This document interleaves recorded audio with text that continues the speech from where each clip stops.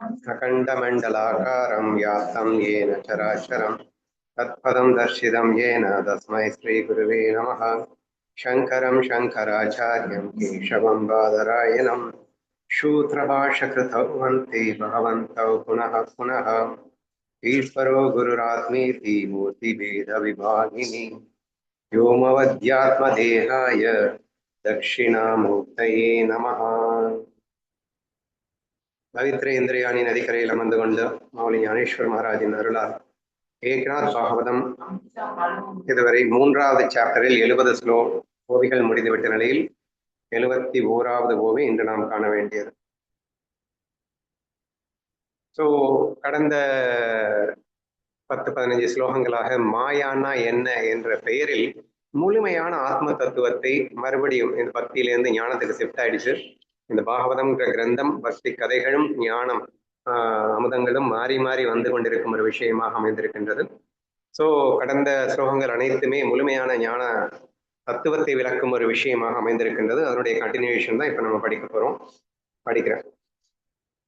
அது போலவே தூய ஆத்மஸ்வரூபத்தில், அப்போ போன ஸ்லோகத்தை படிச்சுட்டு படிக்கிறேன். சூரியனிடம் எந்த எண்ணமும் இல்லாத போதும் சூரியகாந்த கல்லின் மீது அதன் கதிர்கள் படும்போது நெருப்பு எவ்வாறு தோன்றுகிறதோ, இதுதான் நம்ம ஃபைனலாக முடிச்சிருந்த ஒரு ஸ்லோகம். ஸோ நம்ம இதுக்கு எக்ஸாம்பிளாக என்ன காட்டியிருந்தோம் அப்படின்னா, இந்த சூரியகாந்த கல் பஞ்சு புரியல அப்படின்னா, நீங்கள் சின்ன வயசில் ஒரு பேப்பரையும் லென்ஸையும் வச்சு விளையாடி இருப்பீங்க. அந்த லென்ஸ் அந்த பேப்பர் மேலே வைப்பீங்க, ஆனால் கொஞ்ச நேரத்தில் அந்த பேப்பர் பற்றிக்கிட்டு எரியறதை பார்ப்பீங்க. அப்போ இந்த சூரியன் அந்த பேப்பரை பற்ற வைக்க வேண்டும் என்று எண்ணவே இல்லை, ஆனால் பேப்பர் பற்றியது. சூரியன் இல்லாமல் பேப்பர் எரிந்திருக்க வாய்ப்பே இல்லை, ஆனால் சூரியன் பேப்பரை பற்ற வைக்க வேண்டும் என்று நினைக்கவே இல்லை. நம்ம 9வது அத்தியாயங்களை நினைக்கிறேன் ஞானேஸ்வரியில, இந்த உலக உற்பத்திக்கு மூல காரணம் நானே, ஆனால் உலகத்தில் நான் இல்லை அப்படிங்கிற மாதிரியான ஒரு எக்ஸ்பிளனேஷன் கொடுப்பாங்க. ஸோ ஐ ஆம் தி டோட்டல் ரெஸ்பான்ஸ், நானே நிமித்த காரணமாக இருக்கின்றேன், ஆனால் உண்மையில் ஜகத்தில் நடந்தேறும் வியாபாரங்களுக்கும் எனக்கும் சம்மந்தமே இல்லை அப்படின்னு எல்லாம் சொல்லக்கூடிய அந்த ஹையஸ்ட் நாலேஜை நம்ம ஞானேஸ்வரியில பார்த்துருக்கோம். ஸோ அதனுடைய ஒரு கிளிம்ஸை தான் இங்கே பாகவதத்துல வேற ஒரு டிஃப்ரெண்ட் எக்ஸாம்பிள்ல காட்டியிருக்காரு. சரியா? இது ஈஸியா புரியுது இல்லையா? ஏன்னா பேப்பர்ல நெருப்பு பத்திக்கிச்சு. எதனால பத்தியது? சூரிய ஒளியால் பத்தியது. ஆனா இதுக்கு சூரியன் காரணமா? சூரியன் நிச்சயமா காரணம் இல்லை. இப்ப யார் காரணம் அப்படின்னா, இந்த இடத்துல லென்ஸ் வச்சது அப்படிங்கிற அந்த ஒரு விஷயம் தான் இங்கே காரணமாக இருக்கின்றதே தவிர கண்டிப்பாக பேப்பர் எரியறதுக்கு சூரியன் காரணம் இல்லை. ஆனா சூரியன் இல்லைன்னா பேப்பர் எரிஞ்சிருக்காதுங்கிறதும் உண்மைதான். ஆனா பேப்பர் எரிஞ்சதுக்கு சூரியன் காரணம் இல்லைங்கிறதும் உண்மைதான். ஸோ இந்த ஒரு அற்புதமான விஷயத்த நம்ம எக்ஸாம்பிளா காட்டிட்டு, நெருப்பு எவ்வாறு தோன்றுகிறதோ அப்படின்னு சொல்லி, அது போலவே தூய ஆத்மஸ்வரூபத்தில் எந்த ஒரு எண்ணமும் கிடையாது, ஆனால் அங்கே இல்லாத ஒன்று இருப்பது போல் தோன்றுகிறதே, அதுவே மூல மாயை என்று அறிவாயாக. ஸோ இது ஒரு இம்பார்ட்டண்டான டாபிக். அதாவது மூல அஜ்ஞானம் அப்படின்னு சொல்லிட்டு ஞானேஸ்வரியில வரும். அது என்னது மூல அஜ்ஞானம்? இங்க அஜ்ஞானம் அப்படின்னு சொன்னோடனே நம்ம 2 விதத்துல அஜ்ஞானம் அப்படிங்கிறதுக்கு விளக்கம் கொடுக்குறோம். ஒண்ணு நான் என்ற அகங்காரத்தில் மாயையின் பிடியிலே சிக்கியுள்ளவர்களை அஜ்ஞானம் என்று சொல்வதுண்டு. இன்னொன்னு மாயையாக மாறியதற்கு காரணமே அஜ்ஞானம் என்று சொல்வதுண்டு. சரியா? ஞானம் என்ன? சுத்த அத்வைத ஸ்வரூபத்திற்கு ஞானம்னு பேரு. அந்த சுத்த அத்வைத ஸ்வரூபமே துவைதமாக மாயையாக விரியும் போது ஒரு அந்த சுத்த ஞானம். ஞானம்னா என்ன? சுத்த அத்வைதம். அப்போ இப்ப என்ன ஆயிடுச்சு? அந்த ஒன்னஸ் இங்க 2ஆக தெரிகிறது. இப்ப 2ஆக தெரியணும் அப்படின்னாலே, அப்போ அத்வைதம்னா ஞானம்னா டுவாலிட்டின்னா அஜ்ஞானம் தானே. இப்ப டுவாலிட்டி வரணும் அப்படின்னாலே ஞானமாக இருக்க முடியாது, ஒன்னஸாக இருக்க முடியாது. அப்ப மூல அவித்யான்னு ஒண்ணு தேவைப்படுது, மூல மாயைன்னு ஒண்ணு தேவைப்படுது, மூல அஜ்ஞானம்னு ஒண்ணு தேவைப்படுது. அது இருந்தா மட்டும்தான் ஒண்ணு பலவா ஆக முடியணும்னு இல்லை, தோற்றமளிக்க கூட முடியும். அப்ப மூல அவித்யால் இந்த ஒன்று பலவாக தோற்றமளிக்கிறது அப்படிங்கிறது தான் இங்க சத்தியமான உண்மை இல்லையா? இப்போ இங்க பேப்பர் எரிகிறது அப்படிங்கிறது உண்மை இல்லாத வெறும் தோற்றம். உண்மையிலேயே பேப்பர் எரியல. ஏன்னா அங்கே பேப்பர் பிளஸ் எரிவது இது எல்லாமே மாயையிலே நிகழ்கின்ற ஒரு நிகழ்வு. இதற்கு அடிப்படை காரணம் என்னன்னா சூரியன் தான். சூரியன் இல்லைன்னு எதுவுமே இல்லை. அப்போ அது சூரியன் இருந்தாலும் அது எரிய வைக்கவில்லை. இந்த விஷயத்த இங்க எப்படி சொல்றாருன்றது மட்டும் கேர்ஃபுல்லா கவனிங்க. தூய ஆத்மஸ்வரூபத்தில் சங்கல்பமே கிடையாது, எண்ணமே கிடையாது. ஆனால் அங்கே இல்லாத ஒன்று இருப்பது போல் தோன்றுகிறதே, அதுவே மூல மாயை என்று அறிவாயாக. இப்போ தோன்றுறதுக்கு என்ன தேவைன்னா எண்ணங்கள் தேவை. ஒரு விஷயம், ஒரு இப்ப நாங்க இந்த உலகத்தை ஜெகத்தை நம்ம பார்த்துட்டு இருக்கோம், இந்த ஜெகத்துல என்னென்னமோ அனுபவிச்சுட்டு இருக்கோம். இது எல்லாமே எண்ணத்தின் துணை கொண்டு எண்ணத்தால் தான் அனுபவிச்சுட்டு இருக்கோம். சரியா? ஏன்னா எண்ணங்கள் இல்லாத இடத்துல, எக்ஸாம்பிள் நம்ம அடிக்கடி பேசுறது டீப் ஸ்லீப். அங்க ஒரு உணர்வு இருக்கும், ஆனா அது எந்த விதமான என்ன சொல்றது, எதுவுமே இருக்காது அப்படின்னு சொல்றேன். தூய ஆத்மஸ்வரூபத்தில் எந்த எண்ணமும் இல்லை, ஆனால் அங்கே இல்லாத ஒன்று இருப்பதாக தெரிகிறது அப்படின்னு சொல்றோம். எதுவுமே இருக்காது எதுல? தூய ஆத்மஸ்வரூபத்துல. ஆனா எதுவுமே இருக்காது, ஆனாலும் இருப்பதாக தோற்றமளிக்க செய்கிறது. ஆத்மஸ்வரூபத்தில் ஒரு உலகமே தோற்றமளிக்கின்றது. அந்த ஆத்மஸ்வரூபத்தில் ஒரு உலகமே தோற்றமளிக்க செய்வதற்கு மூல அவித்யா காரணம், எண்ணங்கள் காரணம். சிம்பிளா புரிஞ்சுக்கோங்க. ஒருத்தன் கண்ணை மூடிட்டு உட்காந்துருக்கான், அவன் பாட்டுக்கு கற்பனை பண்ண ஆரம்பிக்கும் போது ஒரு பெரிய உலகமே வந்தது. எங்க வந்தது? அவன் உட்கார்ந்துட்டு இருக்கிறவன் மேல உலகம் வந்துருச்சு. ஏன்னா உலகம் ஏன் இல்ல இல்ல, உலகங்கிறது இல்லவே இல்லை, இருந்தது ஏன் அவன் மட்டும்தான் உட்கார்ந்துருந்தான். ஆனா அவனே உலகமாக மாறினான். உலகமாக உண்மையிலேயே மாறிட்டானா? உண்மையிலேயே மாறல. ஆனா அவனே உலகமாக மாறியது போன்ற ஒரு தோற்றம் அங்கே ஏற்பட்டதா இல்லையா? அந்த தோற்றத்திற்கு என்ன காரணம்னா அவன் உட்கார்ந்து கற்பனை பண்ணது தானே காரணம், அந்த சங்கல்பம் தானே காரணம். அந்த சங்கல்பத்திற்கு மூல அவித்யை என்று பெயர், மூல அஜ்ஞானம் என்று பெயர். அப்போ இல்லாத ஒன்று இருப்பதாக காட்டுவதற்கு எண்ணங்கள் வேலை, எண்ணங்கள் தேவை. அந்த எண்ணங்களுக்கு மூல அவித்யா என்று பெயர், அஞ்ஞானம்னு பெயர், இல்லைன்னா மூலமாயான்னு பேர், என்னன்னா வச்சுக்கோங்க. இவர் மேல என்ன சொல்லியிருக்காரு? மூலமாயான்னு தான் சொல்லியிருக்காரு. ஓகேவா? ஸோ அப்படியே படிப்போம், அடுத்தடுத்து உங்களுக்கு இன்னும் டெப்தா புரியும். எக்ஸ்ட்ரீம்லி டெப்தா போகுது இந்த ஞானத்தை, மட்டும் கேர்ஃபுல்லா கவனிங்க. ஆத்மஸ்வரூபம் என்பது எண்ணங்களற்ற பூரணமான நிலை. அங்கே நான் என்று சொல்வதற்கு எவரும் இல்லை. அப்படிப்பட்ட இடத்திலும் நான் என்ற உணர்வு எழுகிறதே, அதுதான் முதன்மையான மூலமாய். இப்ப மேல நீங்க உங்களுக்கு புரியலைன்னா கூட விடுங்க, அதையே இன்னும் டெப்த் அழகா இந்த ஓவியில எக்ஸ்பிளைன் பண்ணியிருக்காரு பாருங்களேன். The same thing has been explained in detail here, and therefore I will explain it too. First thing என்ன புரிஞ்சுக்கணும் அப்படின்னா, ஆத்மஸ்வரூபத்துல எண்ணங்கள் இல்லைன்னு புரிஞ்சுக்கணும். ஆத்மஸ்வரூபத்துல உலகங்கள் இல்லை, உடல் உலகங்கள் இல்லைன்னு புரிஞ்சுக்கணும். ஆத்மஸ்வரூபத்துல மாயை இல்லைன்னு புரிஞ்சுக்கணும். அப்போ உண்மையில ஆத்மஸ்வரூபத்துல எதுவுமே இல்லைன்னு புரிஞ்சுக்கணும். ஓகேவா? இது ஃபர்ஸ்ட் திங். அப்ப எண்ணங்கள் தான் இங்கே உலகங்களாக, மாயையாக, எல்லாமாக எது விரியுது அப்படின்னா இந்த எண்ணங்கள் தான் விரியுது. சரியா? அப்ப ஃபர்ஸ்ட் எடுத்தவன என்ன சொல்லிட்டாருன்னா, சுத்த சித்து அப்படின்னு சொல்லக்கூடிய சச்சித்தானந்தத்துல, சுத்த சித்தாகிய சச்சித்தானந்தம் அப்படிங்கிறதுல எந்த விதமான சங்கல்பமும் இல்லை, எண்ணங்களே இல்லை அப்படிங்கிறத ஃபர்ஸ்ட் நீங்க அண்டர்ஸ்டாண்ட் பண்ணிக்கணும். சரியா? So you should never get confused that ஆத்மா எண்ணங்கள் விருப்பு வெறுப்பு இல்லாம மட்டும்தான் இருக்கும். எண்ணங்கள் இல்லை எப்படி இல்லாம போகும்? எண்ணங்கள்லாம் கண்டிப்பா இருக்கும், ஆனா அதுல விருப்பு வெறுப்பு இல்லாம இருக்கும் அப்படின்னுட்டு நினைக்கலாம். இது சில பேர் சொல்லலாம், அது பார்ட்லி ட்ரூத் தான். ஆத்மா விருப்பு வெறுப்பு இல்லாம இருக்கும் அப்படிங்கிறதும் உண்மைதான். ஆனா எண்ணங்களே இல்லாமல் கூட இருக்கும் என்பதும் மிகப்பெரிய உண்மை. ஏன்னா இந்த தத்துவம் புரியணும் அப்படிங்கிறது தான் ரொம்ப ரொம்ப இம்பார்ட்டன்ட். இந்த தத்துவம் இப்ப புரியலைன்னா எண்ணங்களுக்கு நம்ம வேல்யூ கொடுக்குற மாதிரி ஆயிடும். ஆத்மாவால எண்ணங்கள் இல்லாம இருக்க முடியாதுன்னு யாராவது தவறா சொன்னாங்க அப்படின்னா டோட்டலி நீ ஆத்மாவை மிஸ் அண்டர்ஸ்டாண்ட் பண்ணிக்கிட்டேன்னு அர்த்தமாகும். அப்கோர்ஸ் ஆத்மா எண்ணங்களுடன் கூட பரிபூர்ணமாக இருக்கும் தான். அந்த ஞானத்துக்கு எந்த பங்கமும் இல்லாமல் அந்த பிரம்மமாகவே அது உலகமாக தோற்றமளிக்கும் நிலையிலும் கூட அது பிரம்மமாகவே இருக்கும் தான், இல்லைன்னு சொல்லல. எண்ணங்களோடு இருக்கும், எண்ணங்களோடும் இருக்கும் அப்படின்னு சொல்லணுமே தவிர எண்ணங்களோடு மட்டுமே இருக்கும்னு சொல்லிடக்கூடாது. அது எண்ணங்கள் என்று சுயமாக சுயம் பிரகாசமாக அது ஒளிந்து கொண்டே இருக்கும் அப்படிங்கிறதும் புரிஞ்சுக்கணும். ஆனால் அதுவே எண்ணங்களோடும் உடல் உலகங்களாக இந்த உலகத்தில் தெரிகின்றது அப்படின்னும் புரிஞ்சுக்கணும். இது ரெண்டுமே ஈக்குவலி இம்பார்ட்டன்ட் அப்படிங்கிறத தயவு செய்து புரிஞ்சுக்கோங்க. ஒன்லி தென் நம்ம கரெக்டா ஆத்மஸ்வரூபத்தை பிடிச்சிருக்கோம் அப்படிங்கிறது அர்த்தம். ஓகேவா?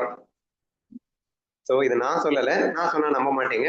நீங்க ஏக்நாத் மகாராஜ் சொல்லியிருக்காரு, மகான்கள் சொல்லியிருக்காங்க, கிரந்தம் சொல்லுது ஆத்மஸ்வரூபம் என்பது எண்ணங்களற்ற பூரணமான நிலை. சரியா? இட் இஸ் ஆகமம் சொல்லி இருக்கின்றது. அவனுடைய பிரம்மஸ்வரூபத்துல எண்ணங்கள் இருக்காது அப்படின்றது தெளிவா புரிஞ்சுக்கோங்க. First line is very important line. இனி நெக்ஸ்ட் அங்கே நான் என்று சொல்வதற்கு எவரும் இல்லை. ஆக்சுவலா நீன்னு ஒண்ணு இருந்தாதானே நான் சொல்றதுக்கு, டுவாலிட்டின்னு ஒண்ணு இருந்தாதானே நான் நீன்னு பிரிச்சு பாக்குறதுக்கு. அங்கே டுவாலிட்டி எதுவுமே இல்லாதப்போ, நான் மட்டுமே தனியாக இருக்கிறப்போ, அப்ப நான் நானாகவே இருக்கும்போது நான் யார்கிட்ட போய் சொல்ல போறேன்? நான் என்கிட்டயே சொல்லிக்க போறேனா? அப்ப நான் என்று சொல்ல வேண்டிய அவசியம் அங்கே ஏற்படாது. சரியா? எவரும் இல்லை. ஆனாலும் அப்படிப்பட்ட இடத்திலும் நான் என்ற உணர்வு எழுகிறதே, அதுதான் உண்மையான மூலமாயை, முதன்மையான மூலமாயை அப்படின்னு சொல்லியிருக்காரு. சரியா? அப்படின்னா என்ன?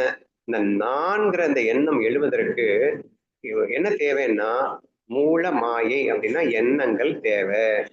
எண்ணங்களால மட்டும்தான் நான், நீ, அவன், இவன், அது, இதுன்னு நம்ம பிரிச்சு பார்க்க முடியும்.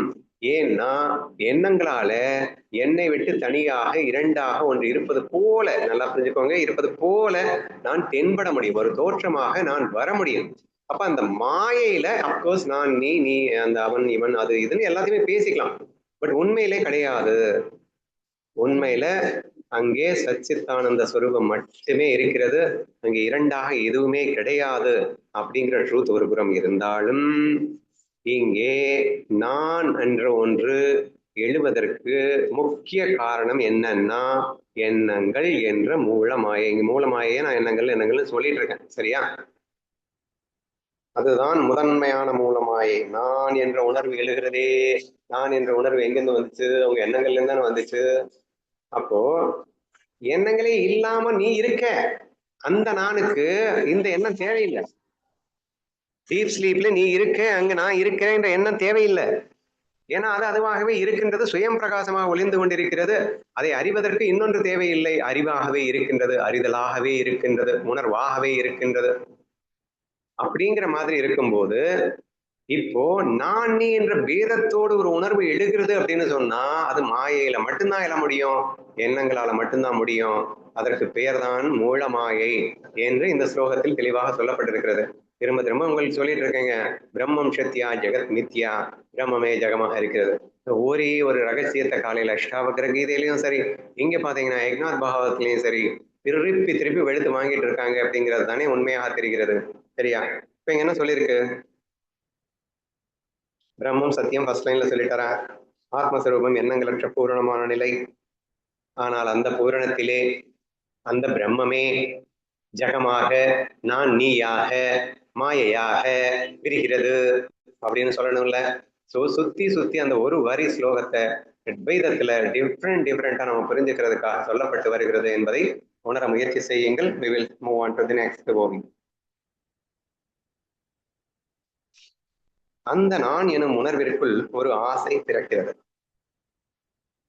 என்னை நானே கண்களால் பார்க்க வேண்டும், என்னுடனேயே நான் பேச வேண்டும், என்னை நானே மிகுந்த அன்புடன் சந்திக்க வேண்டும். சாரி, நான் தெளிவா சொல்லிடுறேன், நல்லா புரிஞ்சுக்கோங்க. எண்ணம் பிறந்ததுன்னு சொன்ன வரைக்கும் கரெக்ட் தான், எல்லாமே நான் கரெக்டா தான் சொல்லிட்டு இருக்கேன். இங்க நான் என்ன நீங்க புரிஞ்சுக்கணும்னா, மூலமாயைன்னு ஒண்ணு சொன்னோம், ரெண்டு அஜ்ஞானம் இருக்குன்னு சொன்னோம். ஒண்ணு இந்த நான உண்மைன்னு நினைக்கிறது, இன்னொன்னு நான் நீன் அப்படிங்கிறத பொய்யாக நினைத்து கொண்டு வருகிறது. சரியா? இப்ப மூலமாயை அப்படிங்கிறது என்னன்னா, பொய்யாக நான் நீ என்று நினைப்பதற்காக கொண்டு வரப்பட்டது மூலமாயை. மூலமாயையில அஜ்ஞானம் அப்படின்னு நம்ம சிக்கிட்டு இருக்கல, மாயையில சிக்கிட்டு இருக்கிற அஜ்ஞானத்தை நீங்க மூலமாயையில கொண்டு வராதீங்க. மூலமாயை என்ன நினைக்குது?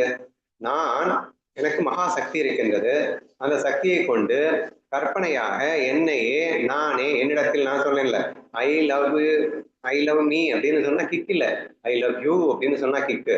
அப்ப என்னை நானே இரண்டாக மாற்றிக்கொண்டு என்னோடு நான் விளையாட ஆசைப்படுகிறேன், என்னோடு நான் கட்டி பொருள் ஆசைப்படுகிறேன், என்னோடு நான் சண்டையிட ஆசைப்படுகிறேன், என்னோடு நான் கோவப்பட ஆசைப்படுகிறேன், நிறந்த நவரஷங்களையும் என்னோடு நான் வெளிப்படுத்தி மகிழ ஆசைப்படுகிறேன். இப்படி என்னை என இருக்கிறது ஒண்ணுதானே. அப்ப ஒன்னாவே இருக்கிறேன்னா, இப்போ என்கிட்ட நானே விளையாடணும்னா அப்ப எனக்கு ஒரு மூல மாயா தேவை, அப்படின்னா எண்ணங்கள் தேவை. அந்த எண்ணங்கள்ல இன்னும் விருப்போ அகங்காரமோ சேர்ந்துச்சு அப்படின்னு நீங்க நினைக்கணும்னு அவசியம் இல்லை. சரியா? அதுக்கப்புறம் தான் சேருது. எடுத்தவன ஒரு மூலமாயா வருது, ஏன் எனக்குள்ள நானே விளையாடக்கூடாது அப்படின்னு பியூர் சித்தாக இருக்கக்கூடியது அதுவே வேணும்னே இரண்டாக வருகிறது.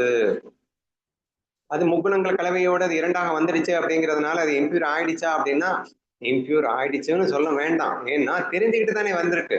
ஒன்னஸ் பேல விட்டுடாமலேயே ரெண்டா இருக்கிற வரைக்கும் அதை வந்து நீங்க நம்ம பேசுற அந்த அஜ்ஞானத்தோட ஈக்குவேட் பண்ணணும்னு அவசியம் இல்லை. அது அனைத்தும் அறிந்து தெரிந்து புரிந்து, ஆனால் அது ஒன்றுபட்ட நிலையை விட்டுவிட்டு ஆனால் புரிந்து கொண்டு தெளிந்து கொண்டு விட்டுவிட்டுன்றதை விட விட்டு விடாமலே ஆனால் இரண்டாக விளையாடி கொண்டிருக்கிறது. ஸோ இந்த ஸ்டேட் தான் வந்து மூல மாயா என்று விவரிக்கப்படுவதாக எனக்கு தோன்றுகிறது. ஓகேவா? ஸோ இங்க தெளிவா என்ன சொல்றாரு பாருங்க. அந்த நான் எனும் உணர்விற்குள் ஒரு ஆசை பிறக்கிறது. சரியா? எந்த நான் எனும் உணர்வுக்குள்? இங்க நான் சொல்லிக்க வேண்டிய அவசியமே இல்லை, நான் மட்டும் தனியா இருக்கும் போது. ஆனா நான் என்னோடு விளையாட வேண்டும் என்ற ஆசை வருது இல்ல, அந்த நானுக்கு ஒரு ஆசை பிறக்கிறது. என்னை நானே கண்களால் பார்க்க வேண்டும், என்னை என்னுடனே நான் பேச வேண்டும், என்னை நானே மிகுந்த அன்புடன் சந்திக்க வேண்டும். புரியுதா? என்னை நானே அன்புடன் சந்திக்க வேண்டும் அப்படிங்கிறது ஐ லவ் யூ. சரியா? என்கிட்ட நானே லவ் யூ சொல்லிக்கணும், என்கிட்ட நானே பேசணும், என்ன நானே பார்த்துக்கணும் அப்படிங்கிற அந்த எண்ணம் தான் மூல மாயா அப்படின்னு சொல்லிட்டு தெளிவா எக்ஸ்பிளைன் பண்றாங்க. இதை விட இப்படி எக்ஸ்பிளைன் பண்ண முடியும்? மிக அழகாக எக்ஸ்பிளைன் பண்ணியாச்சு. நீ அடுத்து பாருங்க என்ன நடக்குதுன்னு பார்ப்போம். The same thing is continuous in this verb also. எனக்கு என் மீது மிகுந்த அன்பு ஏற்பட வேண்டும், நானே எனக்குள் இன்புற வேண்டும், எனது அறிவை கொண்டே என்னை நான் உணர வேண்டும். இங்க எல்லாமே ரெண்டாக எதுவுமே இல்லை அப்படிங்கிறப்போ கற்பனையில நானே ரெண்டா மாறிக்க போறேன். நானே என்கிட்ட லவ் யூ சொல்லிக்க போறேன், நானே என்கிட்ட சந்தோஷப்பட்டுக்க போறேன் அப்படின்ற ஒரு விஷயத்தை தான் இந்த அந்த ஓவியம் சொல்லிக்குது. என் மீது மிகுந்த அன்பு ஏற்பட வேண்டும், நானே என்கிட்ட ஐ லவ் யூ சொல்லிக்க போறேன், நானே எனக்குள் இன்புற வேண்டும், என்கிட்ட நானே சந்தோஷப்பட்டுக்க போறேன், எனது அறிவை கொண்டே என்னை நான் உணர வேண்டும். இங்க தூய அறிவா இருக்கின்றது நான் மட்டுமே தான். அப்போ இங்கே என்னை நான் அறிதலோடு அப்படின்னா நான் ஒன்ன ஸ்பீல மெட்டிடாமலேயே தான் இங்க ரெண்டா இருக்கேன்றதான் இந்த இடத்துல சொல்லியிருக்காரு. எனது அறிவை கொண்டே என்னை நான் உணர வேண்டும். அப்ப அந்த அறிவுங்கிறது அனைத்தும் ஒன்றுங்கிற அந்த அறிவு. அந்த அறிவு எப்பயுமே இருக்கும். எப்பயுமே இருக்கும்னா சுயம் பிரகாசமாக எப்போதும் ஒளிந்து கொண்டே தான் இருக்கும். அது தான் தானாகவே உணர்ந்து கொண்டே இருக்கிறது அப்படின்னு புரிஞ்சுக்கணும். அல்லது டுவாலிட்டியில் விளையாடணும் அப்படிங்கிற அடிப்படையில பாத்தீங்கன்னா எனது அறிவை கொண்டு என்னை நானே உணர வேண்டும். அஜ்ஞானியா வேஷம் போட்டு அப்புறம் நானே ஞானி அப்படின்றத அந்த செல்ஃப் ரியலைசேஷன் அப்படிங்கிற பாத்து இருக்கு இல்லையா, அதுவும் மாயதான் அப்படின்னு புரிஞ்சுக்கிறதுக்காக ஐ லவ் யூ சொல்றதும் மாயதான், எனக்குள்ள நான் சந்தோஷப்பட்டுக்கிறதும் அப்படிங்கிறது மாயதான். ஸோ அந்த மாயையில அஜ்ஞானம் ஞானியாக போவதாக இங்கே ஒரு அரங்கேற்றம் நடக்கிறது என்றும் எடுத்துக்கொள்ளலாம், தவறில்லை. ஸோ இங்க உங்களோட நீங்க விளையாடணும், நான் என்னோட விளையாடணும்னு ஆசைப்பட்டதுக்கு பேர் வந்து மூலமாயான்னு பேருமா. தப்பும் இல்லை, எனக்கு ஒரு சக்தி இருக்கு, எனக்கு கல்பனா சக்தி இருக்கு, அந்த கல்பனா சக்தியை வச்சுக்கிட்டு என்ன நானே பலவா பிரிச்சுக்கிட்டு என்னோட நான் விளையாடக்கூடாதா? ஏன் அதை இதுல என்ன தப்பு இருக்கு என்று சொல்லி இந்த மூலமாயினால் இப்படி ஒரு ஆசை பிறக்கிறது அப்படின்னு புரிஞ்சுக்கோங்களேன். நானே என்னை தழுவிக்கொள்ள வேண்டும், நானே என்னை அனுபவிக்க வேண்டும், நானே எஜமானனாகவும் நானே சேவகனாகவும் இருந்து எப்பொழுதும் செயல்பட வேண்டும். வாட் அ பியூட்டிஃபுல் அத்வைத சித்தாந்தம். அதாவது நிறைய அத்வைத கிரந்தங்கள் எனக்கு ரொம்ப ரொம்ப பிடிச்சிருக்கு. இந்த 2 நாள் நேயத்திலிருந்து நம்ம படிச்சுட்டு இருக்கும்போது எனக்குள்ள ஒரு ஸ்ட்ராங் ஒப்பீனியன் ரொம்பவே ஸ்ட்ராங்கா இருக்கும். பிரம்மம் தானே நினைக்க வேண்டும். ஏன்னா நான் இங்க மேஜர்லி இந்த ஏஐ துணை கொண்டு அல்லது மற்ற கிரந்தங்களின் துணை கொண்டு நான் வந்து ரிசர்ச் பண்ணும்போது பிரம்மம் பிரகிருதி தான் மூல காரணம், பிரகிருதி தான் மூல காரணம் உலகத்திற்கு, ஆனால் பிரம்மத்துக்கும் அதுக்கும் சம்மந்தமே இல்லை இந்த மாதிரி எக்ஸ்பிளனேஷன் நிறையவே வரும். பட் பிரகிருதியே பிரம்மன் தானே, பிரம்மன் தானே பிரகிருதியாவே வந்திருக்கு. பின்னா அந்த மூலமாயைக்கு மூலம் அந்த பிரம்மம் தானே. அப்போ அதுதானே, அதுக்குள்ள ஒரு ஆசை வந்தா தானே அந்த பிரகிருதியை நாம வந்து சப்போர்ட் பண்ணணும்னு நினைச்சா தானே. இங்க நினைப்புக்கு ஒண்ணு இல்லைன்னு யார் இல்லைன்னு சொன்னது? பிரம்மத்திட்ட எண்ணங்கள் இல்லைன்னு யாரு ஒத்துக்கிறாங்க? பிரம்மத்துக்கு எண்ணம் தேவையில்லைதான். ஆனா இப்ப புதுசா எண்ணம் எங்க இருந்து வந்தது? பிரகிருதிங்கிறது எங்க இருந்து வந்தது? மாயைங்கிறது எங்க இருந்து வந்தது? இந்த மாயையா நம்ம மாறி விளையாடலாம் என்னோட நானு அப்படின்னு நினைக்கிறது எங்க இருந்து வந்ததுன்னு கேட்டா பிரம்மன் தான் சொல்லி ஆகணும்.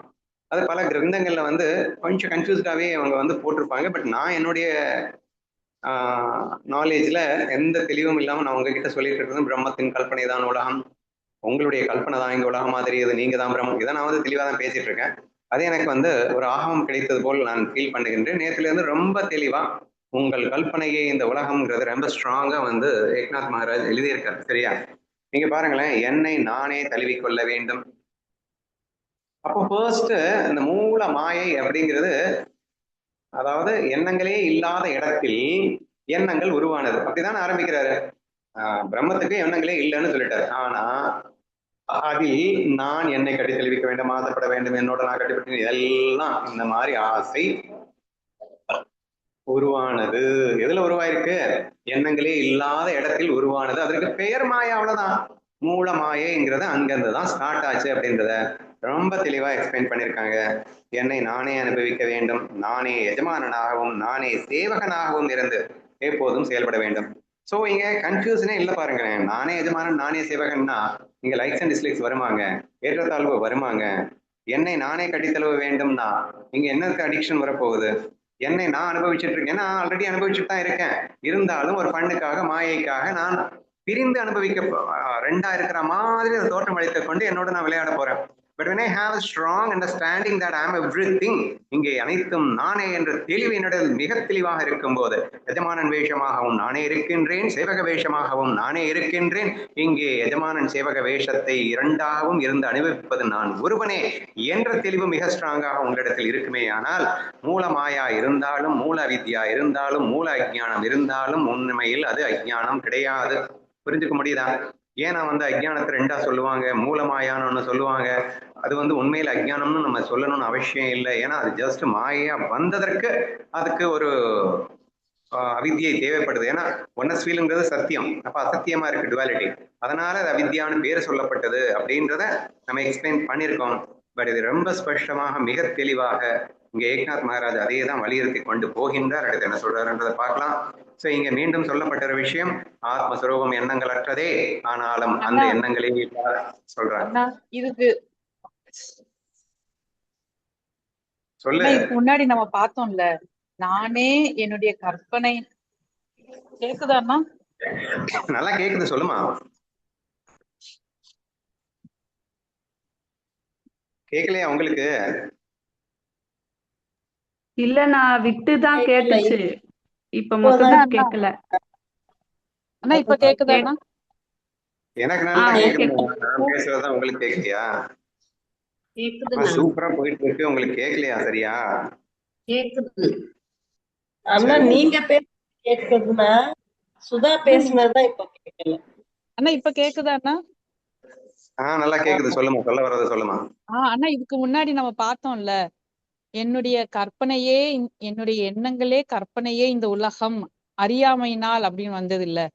நம்ம கூட கொஸ்டின் கேட்டோம்ல, அறியாமையினால் ஏன் அறிஞ்சுதானே பரபிரம்மம் இப்படி எல்லாமா அதுவா தானே மாறினது, அப்படி ஏன் அறியாமைன்னு சொல்றீங்க அப்படின்னு சொன்னதுக்கு நீங்க இந்த பதில் சொன்னீங்கல்லண்ணா, அததான் இப்ப மூலமாயா அப்படின்னு கொண்டு வராங்க.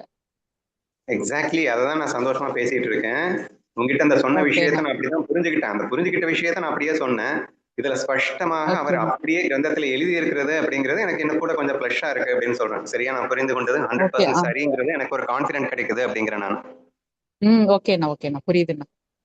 Okay okay, let's continue. So அந்த மூல எண்ணங்களற்ற அந்த பரபிரம்மத்தில், தூய பரபிரம்மத்தில் எண்ணங்கள் உருவானதற்கு காரணம், உருவானதற்கு பெயரே மூலமாயா, மூல வித்யா, மூல அஜ்ஞானம் அப்படின்னு பெயர் கொடுக்கப்படுகிறது.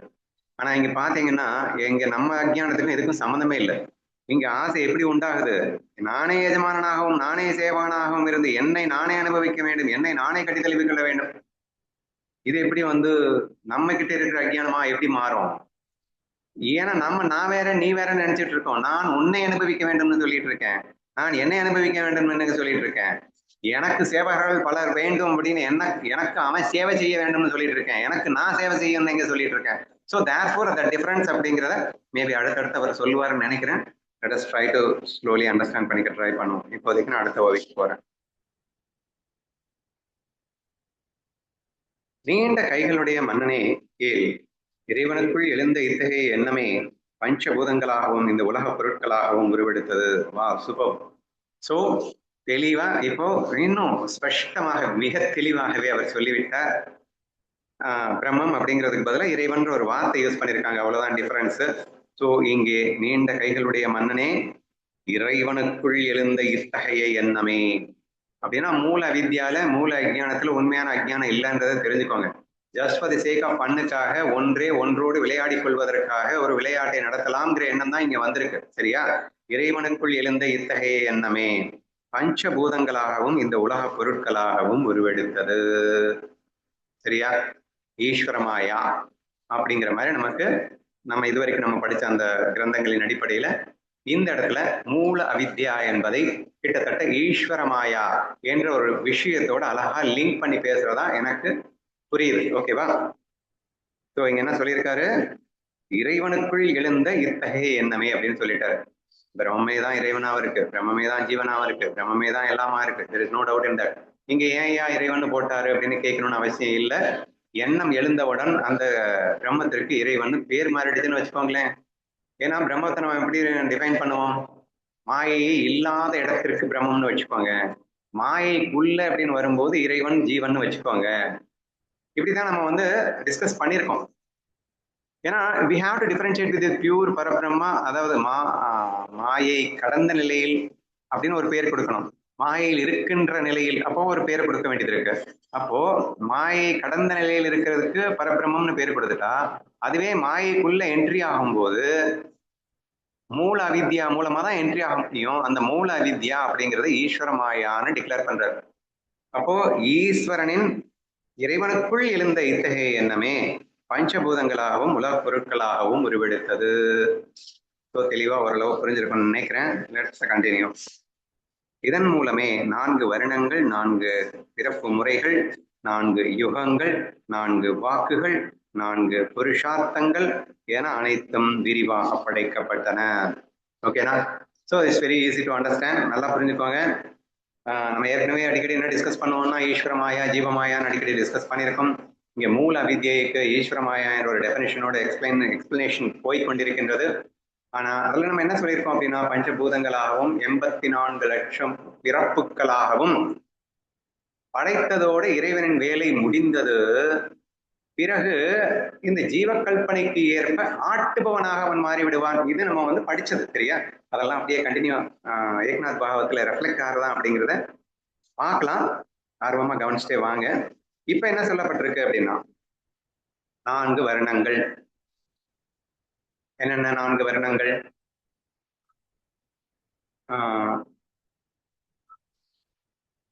சொல்ற 4 வருணங்கள் என்னென்ன? பிராமணர், சத்திரியர், வைசியர், சூத்ரர். Very good. சோ இதை 4 வருணங்களாக பிரிக்கிறது. பிராமணன், சத்திரியன், வைசியன், சூத்ரன் என்பதை 4 வருணங்கள் என்று சொல்லப்பட்டதுண்டு. இப்படி இறைவன் தான் பிரிக்கிறான். நல்லா புரிஞ்சுக்கோங்க. இப்படி இறைவன் முதல்ல, ஏன்னா ஒரு கேம் நடக்கணும்னா எல்லா கேட்டகரிலையும் மனுஷங்க இருக்கணும்ல. இப்போ அதை பேஸ் பண்ணி தான் நம்ம கேம் ஆட முடியும். ஸோ 4 வருணங்களை பிரிக்கிறான். 4 பிறப்பு முறைகள் அப்படிங்கிறத அண்டஜம், உத்பீஜம், என்னமோ 4 சொல்லுவாங்க. தெரிஞ்சவங்க சொல்லுங்க பார்ப்போம். கருவிலிருந்து பிறப்பது, முட்டையிலிருந்து பிறப்பது, வியர்வையிலிருந்து பிறப்பது, இன்னொன்னு என்னமா? கருவில், முட்டையில், வேர்வையில், தெரியலையா? விதையில் இருந்து பிறப்பது. கரெக்ட். சோ இந்த 4 பிறப்புகள் இறைவனால் ஏற்படுத்தப்பட்டன. ஓகேவா? 4 யுகங்கள் உங்களுக்கு தெரிஞ்ச விஷயம்தான். வேற யாராவது தெரிஞ்சா சொல்லுங்க. சத்திய யுகம், திரேதா யுகம், துவாபர யுகம், கலியுகம். Very good. சோ இந்த 4 யுகங்கள், 4 வாக்குகள், பராபட்சந்தி, மத்தியமா, வைகரி. ஓகேவா? அதெல்லாம் தெரியும்னு நினைக்கிறேன். பரான்றது ஹையஸ்ட் வாக்கு, அதுக்கு அடுத்த ஸ்டேஜ் பட்சந்தி, அதுக்கு அடுத்த ஸ்டேஜ் மத்தியமா, அடுத்து வைகரி. இப்ப நம்ம பேசிட்டு இருக்கிறது அப்படிங்கிறது வைகரி. வைகரிக்கு அடுத்து மத்தியமா. மத்தியமா அப்படிங்கிறது வார்த்தைகளால பேசாம மனதால் பேசிக்கொள்வது, கண்களால் பேசிக்கொள்வதுன்னு சொல்லுவாங்க இல்லையா, அந்த மாதிரி. பஷ்யந்தி அப்படிங்கிறது நீயும் நானும் பார்த்துக்கணும்னு கூட அவசியம் இல்லை. பார்க்காமலே நான் உங்ககிட்ட மெசேஜை கன்வே பண்ண முடியும், நீ என்கிட்ட மெசேஜ் கன்வே பண்ண முடியும். ஸோ அது பஷ்யந்தி என்று சொல்லப்படுகிறது. பரா அப்படிங்கிறது அது முழுமையான ஒன்னஸ் ஃபீல் இருக்கு. நீயே அனைத்துமாக இருக்கும்போது நீ என்ன என்ன எப்படி கம்யூனிகேட் பண்ணுவ? கம்யூனிகேட் பண்ணாமலே கம்யூனிகேட் பண்றக்கூடிய ஒரு மெத்தட் வந்து பரா. இட்ஸ் an automatic கம்யூனிகேஷன் அப்படின்னு சொல்லக்கூடிய தி ஹையஸ்ட் கம்யூனிகேஷன் மெத்தட் வந்து பரா என்ற அந்த 4 விஷயங்களும் இறைவனால் ஏற்படுத்தப்பட்டது அப்படின்னு சொல்லப்பட்டிருக்கு. புருஷார்த்தங்கள் 4. பிரம்மச்சரியம், கிரகஸ்தன், ஆனா தர்ம அர்த்த காம வானப்பிரஸ்தம். மோட்சம். ஓ புருஷார்த்தங்கள்னா இந்த நாள் என்னம்மா அப்படின்னா இந்த பிரம்மச்சரியம், கிரகஸ்தன், வானப்பிரஸ்தன், சன்னியாசம் இது என்னது? வர்ணாசிரமம் சொல்லுவாங்கண்ணா இது. ஓ முதல்ல சொன்ன 4 வர்ணங்கள் அப்படிங்கிறதுல நீ என்ன சொல்லியிருந்த? வர்ணங்கள் வேற, அதுவும் வர்ணாசிரமம் தானா? வர்ணாசிரமம்ல இல்ல 4 வர்ணங்கள் வந்து பிராமணர், க்ஷத்ரியன், வைசியர், நீ வர்ணங்கள். சொல்றது கரெக்ட் தான். இங்க கன்ஃபியூஸ் ஆகணும்னு அவசியம் இல்லை. வர்ண ஆசிரமம் வேற, வர்ணங்கள் வேற. சோ இங்க புருஷார்த்தங்கள் அப்படிங்கிறது வந்து தர்ம, அர்த்த, காம, மோட்ச. ஓகே. சோ இப்படி புருஷார்த்தங்களை பத்தி எக்ஸ்பிளைன் பண்ணணும்னு அவசியம் இல்லை.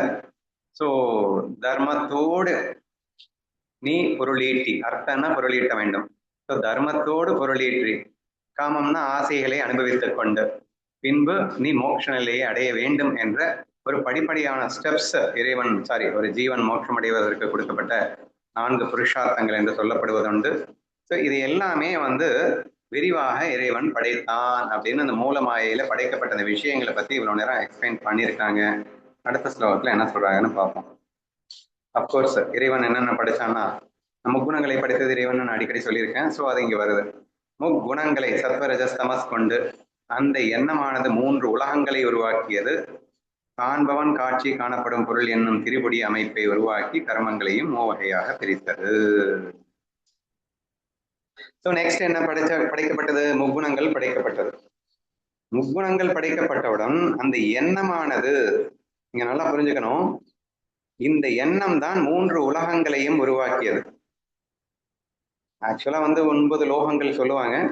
மேலோட்டமா வந்து 3 லோகங்கள், பூலோகம், கீழே பாதாளம், சொர்க்கலோகம் அப்படின்னு சொல்லிட்டு 3 ஜென்ரலாக சொல்லப்படுவது. பொதுவாக இன்னும் டெப்தா வந்து இங்க பேசும்போது 9 லோகங்களுக்கு அத்தல பத்தல மாதலா அப்படின்னு இன்னும் நிறைய சொல்லுவாங்க. அதெல்லாம் இப்போதைக்கு வேணாம்.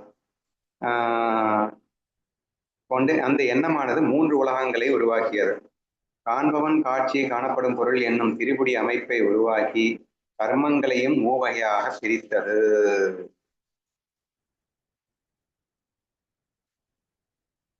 சரி, இப்போ நான் இந்த இடத்துல நான் தப்பா இருந்தா நீங்க தான் கோட் பண்ணணும். நான் நம்ம அண்டர்ஸ்டாண்டிங், நம்ம விசார சாகர் அண்ட் அத்வைத கிரந்தங்களுடைய அண்டர்ஸ்டாண்டிங் அடிப்படையில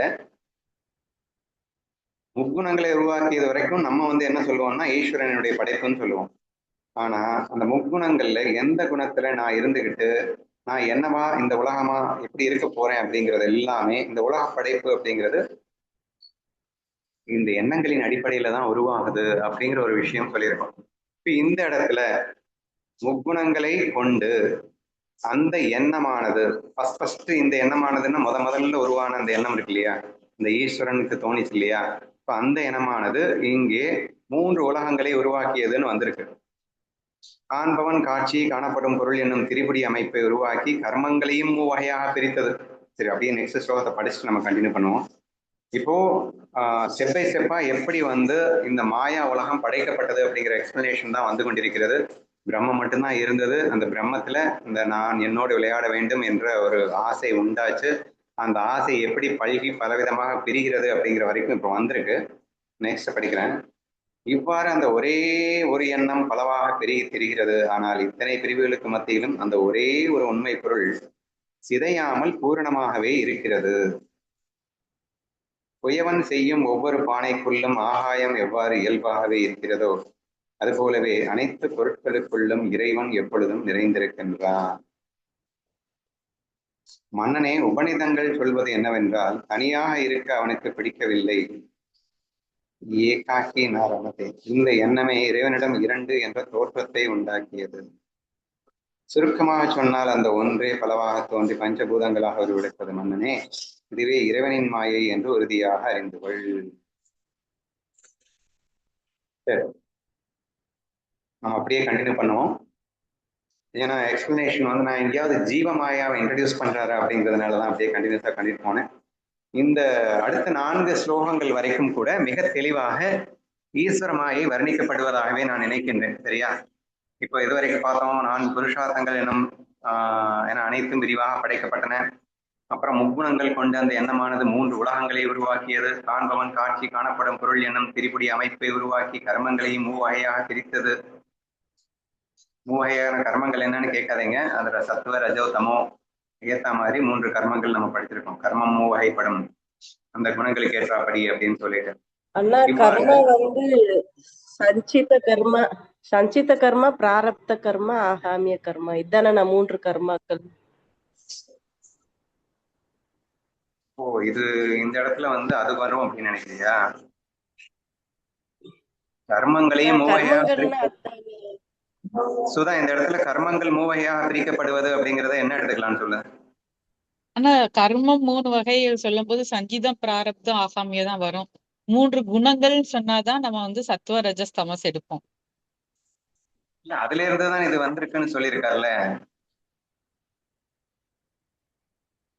சாத்வீக கர்மம், ராஜச கர்மம், தாமச கர்மம்னு சொல்லிட்டு 16வது அத்தியாயத்துல ரொம்ப டீட்டெயிலா சொல்லியிருக்காரு. முக்குணங்களிலிருந்து இந்த கர்மங்கள் உருவானதுன்னு நான் அப்படி தப்பாவா ரைட்டாவா ஏதோ எனக்கு தோணுது. ஆனா நீங்க சொல்றது வந்து கர்மங்கள் 3 வகையாக பிரிந்தது அப்படிங்கிறப்ப அந்த இதுதான் எடுத்துக்கணும் அப்படிங்கிறியா? ஆமா, நான் திரிபுடியா நம்ம பார்த்து நம்ம வந்து துவைதமா பார்க்கும்போது கர்மாவா அது வந்து 3 வகையா பிரிச்சு விளையாட்டுக்காக பண்ணிட்டு இருக்காங்க அப்படின்னு சொல்ல வராங்க. புரியுது, நீ சொல்றதுதான் ரைட்டா இருக்கும். எப்படின்னா ஈஸ்வர மாயை பற்றின ஒரு விளக்கமாக இது இருக்கின்ற காரணத்தினால் இந்த சஞ்சித கர்மம், ஆகாமிய கர்மம், இந்த கர்மத்தின் கர்மபல தாதாவான அந்த ஈஸ்வரனை தான் இந்த கர்மங்களை 3 வகையாக பிரித்து அவன் நம்மை எல்லாம் ஆட்டுவிக்கின்றான் என்ற அடிப்படையில் கண்டிப்பாக நீங்க சொல்றதே சரியாக இருக்கும் என்றும் எனக்கு தோன்றுகிறதுன்னு வச்சுக்கலாம். ஓகேவா? இவ்வாறு அந்த ஒரே ஒரு எண்ணம் பலவாக பெருகி திரிகிறது. ஆனால் இத்தனை பிரிவுகளுக்கு மத்தியிலும் அந்த ஒரே ஒரு உண்மை பொருள் சிதையாமல் பூரணமாகவே இருக்கிறது. எண்ணங்கள் வந்துருச்சு, ஆனா அஜ்ஞானம் வரல. என்ன இருக்குங்கிறதுக்காக அஜ்ஞானம் வந்துருச்சுன்னு சொல்லாதீங்க. எண்ணம் மட்டும் வரல, எண்ணம் வந்துருச்சுன்னாலே உலகங்கள் வந்துருச்சு. சோ உலகம் படைக்கப்பட்டு விட்டாச்சு, முக்குணங்கள் படைக்கப்பட்டு விட்டாச்சு, உலகங்களும் படைக்கப்பட்டு விட்டாச்சு, விளைவாக 3 வித கர்மங்களும் படைக்கப்பட்டு விட்டாச்சு. அத்தனையும் படைத்த நிலையிலும் கூட அந்த ஒரே எண்ணம் பலவாக இங்கே பெருகி தெரிந்தாலும் இத்தனை பிரிவுகளுக்கு மத்தியிலும் அந்த ஒரு உண்மை பொருள் சிதையாமல் பூரணமாகவே இருக்கிறது. So this very important line. Oneness feel miss ஆகாமலே தான் இங்க இத்தனையும் நடந்துட்டு இருக்கே தவிர அந்த ஒன்னஸ் ஃபீல் மிஸ் ஆயிடுச்சுன்னு நீங்க நினைச்சிடக்கூடாது. ஏன்னா அந்த ஒரே உண்மை தத்துவம் அப்படிங்கிறதுக்கு எந்த பங்கமும் நேராமலேயே, சிதையாமலே, அண்டர்லைன் தட் வேர்ட், உண்மை பொருள் சிதையாமல் பூரணமாகவே இருக்கின்றது. என்னையா சொல்றீங்க? ஒண்ணு அந்த விஷயம் இப்படி ஆயிடுச்சு அப்படின்னா அது எப்படி அப்படியே இருக்கும்? அது அப்படியே இருக்கும் போதே அது இவ்வளவும் மாறிக்கிச்சு. கனவு காண்டு கொண்டிருக்கும் போது அவன் சிதைந்தானா, அழிந்தானா, போனானா? ஆனா கனவுகள் என்னமோ நடக்கிறது இல்லையா? அல்லது நீ கற்பனை உலகத்தில் திளைக்கும் போது கற்பனை செய்து கொண்டிருக்கிறவனுக்கு என்னவாவது ஆச்சா? கற்பனை செய்யும் அந்த கற்பனை உலகத்துல சுனாமியே வரலாம். அதாவது என்னது, பெரும் காற்று, நெருப்பு அப்படின்னு சொல்லிட்டு என்ன வேணா, பிரளய அக்னியே வரலாம், என்ன வேணா வரலாம். But still it is then nothing is going to touch him இல்லையா? அப்போ இந்த உண்மை பொருளுக்கு எந்த விதமான பாதிப்பும் சேதாரமும் இல்லாமலே தான் இருக்கின்றது. But at the same time அது சும்மா அதுக்கு மாயையாக கற்பனையினால் தானே இத்தனையுமாக வருவார். ஸோ நம்ம நினைச்சிருவோம் உடனே, ஓ அப்படியா, அதுல இருந்து இவ்வளவும் தோண்டிடுச்சு, அப்ப எண்ணத்துல இருந்து தோண்டிடுச்சுன்னு தெளிவா சொல்லிட்டாரு. எண்ணத்துல இருந்து இத்தனையும் தோண்டிச்சுன்னு சொன்னா கூட நம்ம உண்மைன்னு நம்பி தொலைப்போம். ஏன்னா இப்படி நம்பிட்டு தானே இருக்கும். எண்ணங்கிறதே மாயன்னு அனுப்பதுன்னு தெரிஞ்சா கூட எண்ணத்தால் உருவான இந்த உலகம் மாயன்னு புரிஞ்சுக்க முடியாம தவிச்சுட்டு தானே இருக்கும். இன்னமும் இந்த உலகத்தை உண்மை நம்பிட்டு தானே இருக்கும். அது இன்னும் எண்ணத்தால் உருவானதுன்றதும் நம்ப இருக்கிறோம். அப்படியே எண்ணத்தால் உருவானது தான் நம்பினா கூட உலகத்தை உண்மைன்னு இன்னும் ஏத்துக்கிட்டு தான் இருக்கோம் என்பதற்காக இது இஸ் மோஸ்ட் இம்பார்ட்டன்ட் ஸ்லோவியாக நான் காண்கிறேன். ஸோ மிக தெளிவாக எக்ஸ்பிளனேஷன் வந்து கொண்டிருக்கிறது. இந்த ஈஸ்வரன் என்ற ஃபர்ஸ்ட் அந்த பரபிரம்மம், அதற்குள் ஒரு எண்ணம் எழுகிறது. அதற்கு ஈஸ்வரன் அப்படின்னு ஒரு பேரை கொடுத்துட்டாங்க. அந்த ஒரே ஒரு எண்ணம் எப்படி பல்கி பலவாக பிரிந்தது அப்படிங்கிற ஒரு எக்ஸ்பிளனேஷன் கொடுக்கப்பட்டு விட்டது. இவ்வளவும் பிரிந்திருக்கின்ற நிலையிலும் கூட பிரம்மம் எதுவுமே ஆகாமல், பிரம்மம் சிதையாமல் சிதறாமல், ஆனால் இத்தனையுமாக ஒரு பொய்யாக மாயையாக படைக்கப்பட்டது அப்படிங்கிறத நம்ம மறக்காம புரிஞ்சுக்கணும். ஓகேவா? அண்ணா இதுக்கு முன்னாடி நம்ம ஒரு எக்ஸாம்பிள் பார்த்தோம்னா, தங்கம் எக்ஸாம்பிள் சொல்லும் போது, தங்கமே ஆபரணங்களா இருக்கும்போது அது வந்து கொஞ்சம் அது வந்து கொஞ்சம் குறைஞ்சிரும். 916 அந்த மாதிரி 100ல இருந்து கொஞ்சம் குறைஞ்சிரும் ஆபரணங்க வரும்போது. அந்த மாதிரிலாம் நம்ம பார்த்தோம். ஆனா நீங்க வந்து என்ன சொன்னீங்க அப்படின்னா, அது வந்து இங்க இருக்கிற தங்கத்துக்கு. ஆனா பரபிரம்ம தங்கம் வந்து அதனுடைய அந்த குவாலிட்டி, அந்த குவான்டிட்டி எந்தவித பாதிப்பு இல்லாமலே தான் ஆபரணமாவும் இருக்குது. அதாவது 24 கேரட்டே தான் ஆபரணமாவும் இருக்கும்போது 24 கேரட் அப்படின்னு சொன்னீங்க. சோ இப்ப இதுவும் அதே மாதிரி தானே வருது. கண்டிப்பா எடுத்துக்கலாம். அப்ப இன்னொன்னு சொன்ன ஞாபகம் இருக்குன்னு நினைக்கிறேன். தங்கத்தை விட சூப்பர் எக்ஸாம்பிள் கடல். கடல் அலை அப்படின்னு வரும்போது அங்க வந்து எந்த விதமான இம்பியூரிட்டிஸும் சேர்க்காமலே அலையா மாறிடுச்சு இல்ல. கடலும் தண்ணி, அலையும் தண்ணி. கடலும் தண்ணி, அலையில தண்ணியை தவிர ஏதாவது இருக்கான்னு அப்படி நம்ம பார்க்கும்போது அது இன்னும் பெட்டர் எக்ஸாம்பிளாக இருக்கும் என்று சொல்லியதாக நினைவிருக்கின்றது. இன்ஃபேக்ட் இந்த நம்ம ஏகநாதி பாகத்துல தான் பார்த்தோம் நினைக்கிறேன். கடல்ல அலை, நொரை, அப்புறம் இன்னொன்னு பபிள்ஸ். சரியா? 4 பிரிச்சு காட்டினாங்க. ஃபர்ஸ்ட் ஐ திங்க் அஷ்டாவகர கீதையில நினைக்கிறேன். ஸோ 4 பிரிச்சு காட்டணும். இங்க இந்த பபிள் அப்படிங்கிறது ரொம்ப உப்புன்னு ஓதுனாலே பொட்டுன்னு போயிடுது அப்படிங்கிற மாதிரி. ஏன்னா மேலோட்டமா பாத்தீங்கன்னா எக்ஸ்ட்ரீம்லி டிஃப்ரெண்டான ஒரு குவாலிட்டி அப்படிங்கிற மாதிரி தெரியுது. உருவம் வேற, ஸ்ட்ரென்த் வேற, எல்லாமே வேற. ஆனா என்ன, தண்ணி தான். நீ நெக்ஸ்ட் நுரைய பாத்தீங்கன்னா கலரு வேற, அதுவும் தண்ணி தான்டா அப்படின்னு சொல்ல வேண்டியது இருக்குல்ல. 100% நம்ம ஊர்ஜிதமா தெரியுது இல்லை. எந்த விதமான எக்ஸ்ட்ரா பொருளும் ஆட் பண்ணல, தங்கத்துல ஆட் பண்ண முடியாது. அதே மாதிரி அலை சின்னதாகவும் இருக்கு, பெருசாவும் இருக்கு, விதவிதமான உருவங்களோட இருக்கின்றது. ஆனா at the same time தண்ணி தண்ணி தண்ணி தண்ணி. நான்கிலையும் என்ன இருக்குன்னா தண்ணியை தவிர எதுவுமே இல்லை. எக்ஸாம்பிளா நம்ம புரிஞ்சுக்கலாம்னு நினைக்கிறேன். ஓகேண்ணா.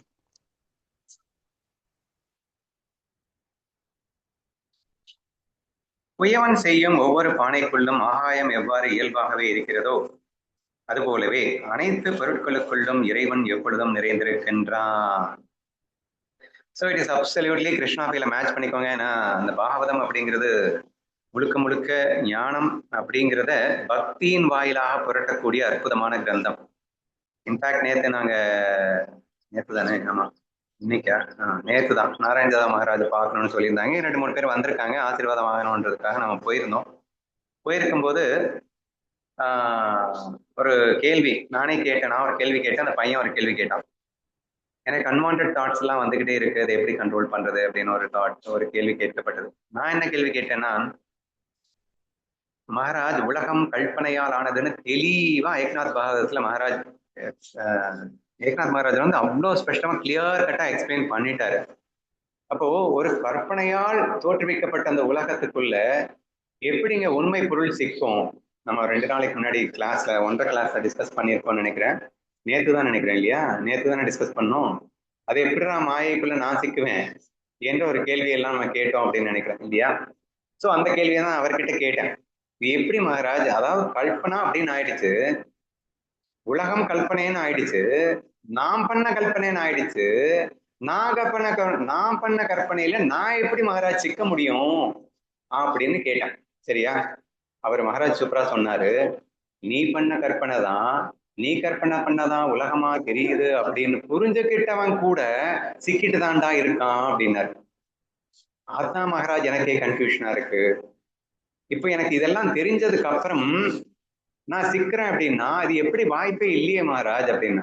தெரியாதப்பவே சிக்கக்கூடாது. ஏன்னா நானே தானே இருக்கேன் இந்த கல்பனையில.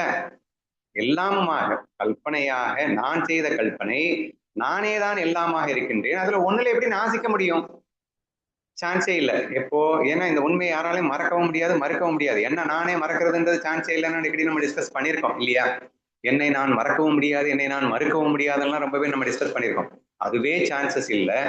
அப்படி இருக்கும்போது ஒருவேளை மறந்த மாதிரியே நினைச்சுக்கோ. இப்ப நம்ம 10 வருஷமா இந்த கிரந்தங்களை எல்லாம் படிச்சு தெரிஞ்ச மாதிரியே வச்சுக்கோ.